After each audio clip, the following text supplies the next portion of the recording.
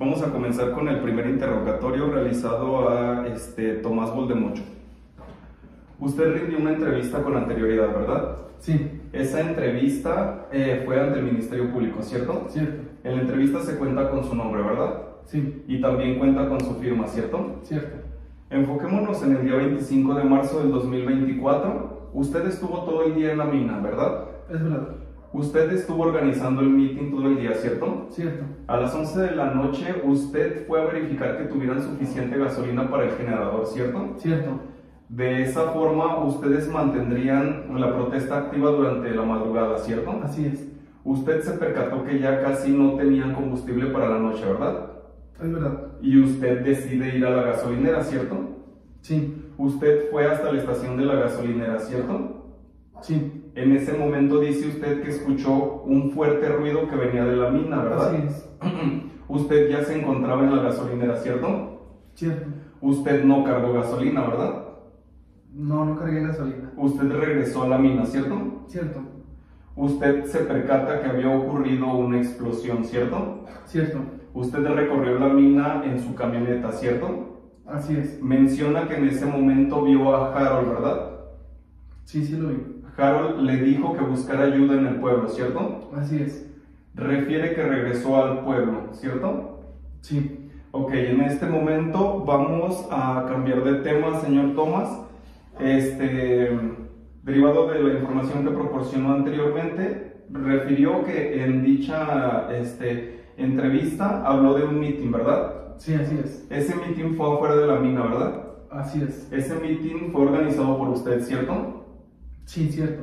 Ese meeting fue organizado también por Harold, ¿cierto? Sí. Menciona que establecieron una base sólida para la protesta, ¿cierto? Cierto. Se coordinaban mediante turnos, ¿verdad? Sí, es verdad. Es esencial contar con recursos básicos para sostener la vigilancia a largo plazo, ¿cierto? Sí. Esos recursos son víveres, ¿cierto? Sí. Esos recursos son agua, ¿verdad? Así es. Esos recursos también son refugios temporales, ¿cierto? Cierto. Uno de los aspectos más cruciales es garantizar el recurso continuo a la electricidad, ¿cierto? Así es. Los equipos que utilizan dependen de electricidad, ¿cierto? Sí. Las luces de la electricidad dependen de esta misma electricidad, ¿cierto? Sí. Los dispositivos de comunicación dependen de electricidad, ¿cierto? Cierto. Por eso utilizan generadores que funcionan a base de gasolina, ¿cierto? Así es. Esa gasolina permite mantener la energía necesaria durante esa noche, ¿cierto? Sí, así es. Ok, en este momento cambiamos de tema, señor Tomás, y le voy a hacer también unas preguntas derivadas de su entrevista. En su entrevista refirió o señala el tema de unos bidones, ¿cierto? Así es. Eran 5 bidones, ¿verdad? Sí. Eran utilizados para transportar gasolina, ¿cierto?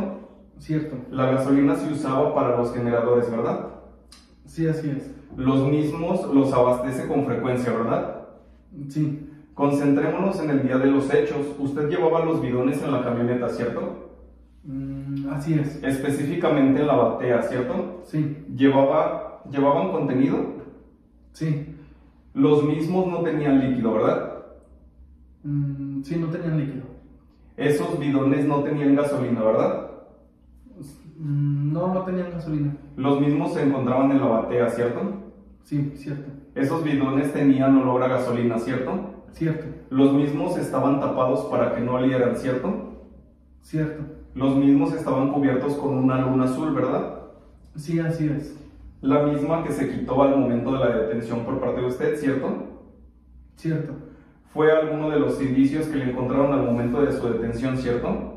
Sí, así es. Y ese indicio fue uno de los que le aseguraron a usted al momento de su detención, ¿cierto? Así es. Sería todo, señor Tomás.